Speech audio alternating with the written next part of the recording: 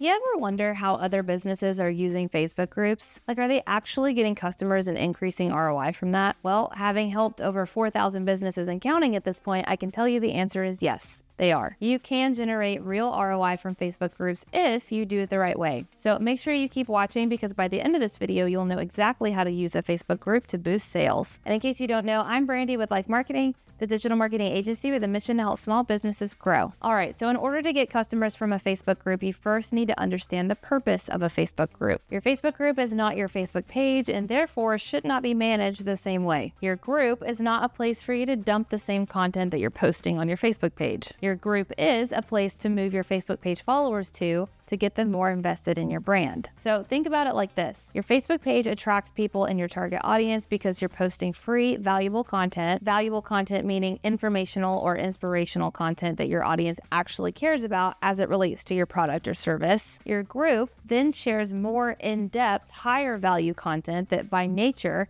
attracts people who are more serious about what you offer and weeds out the indifferent followers. For example, you can say to your Facebook page followers, hey, if you join my Facebook group, you'll get these special perks or these secret hacks or whatever it is that you won't get from my Facebook page. This gives your Facebook page followers an incentive to join your group, right? Because why would they join it if they already get the same kind of value from following your page? And it also shows you who among your Facebook page followers is more interested in what you offer, because ideally the special content that they're going to get in your Facebook group is related to your product or service. So let's look at an example of a Facebook group in action. Let's say you're a realtor. On your Facebook page, you post helpful general tips for first-time homebuyers or checklists of what sellers need to prepare for showing their home or what have you. Then you say to your followers, hey, come join my Facebook group as I'm going to be going through an in-depth seller's guide series over there that I'm not posting anywhere else. This seller's guide is going to cover industry secrets that I've seen work time and time again to get you top dollar for your home, even in a slow market. Then in your Facebook group, you post videos of that series week by week and engage directly with the people watching and commenting on those videos. And the engagement piece there is important because that's what sets groups apart from a blog, in my opinion. You're getting the same level of higher intent customers, but you're getting to talk back and forth with them and answer their questions in real time. Then you have a call to action for your Facebook group members at the end of the series to schedule a call with you and get a free home inspection or whatever lead magnet you have that's relevant there. This way you have their contact information to follow up with outside of Facebook and boom, now you're getting qualified leads from your Facebook group. So let's wrap up with the 4 key pieces of information that are important to know when creating your group so that you can replicate the example I just went over for any business of any industry. Number 1, the content you're covering in your group has to be worth it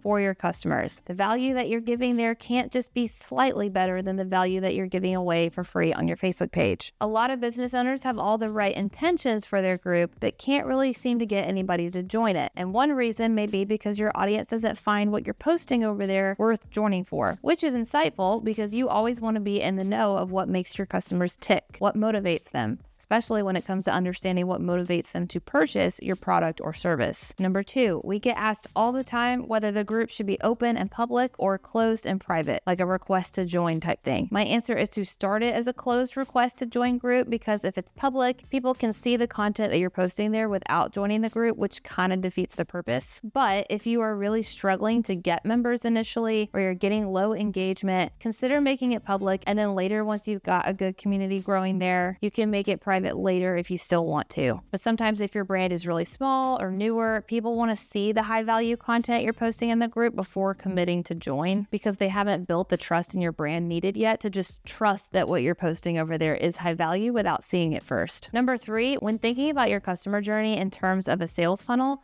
your group should house members that are lower in the funnel. These are not strangers to your brand in the awareness stage. These are people in the consideration stage who have not only engaged with your brand a lot on social media, but they've specifically taken a high intent action to join your group. So don't be afraid to ask for the sale or the lead here. That's the point. And number 4, use any and all Facebook group features. Facebook tends to test out new features all the time. Things like different engagement tools, polls, discussion monitoring tools, the ability to create separate side messenger conversations with certain people in the Facebook group, and so on. The thing is, they're always changing. Sometimes Facebook rolls out these new features to a few people and not all of them, or they'll temporarily test them out and then remove them, and so on. So that's why I'm being a little bit vague here about what tools I'm talking about, because I don't know at the time that you're watching this what tools will currently be available. But whatever is there, use them. Facebook loves it when people are using their new tools and features, so you'll probably get a boost in organic reach from using them. Plus, the tools are usually helpful in connecting with your audience more. Now, if you don't know how to create a Facebook group, I will link this video below for you to watch next and help get you started.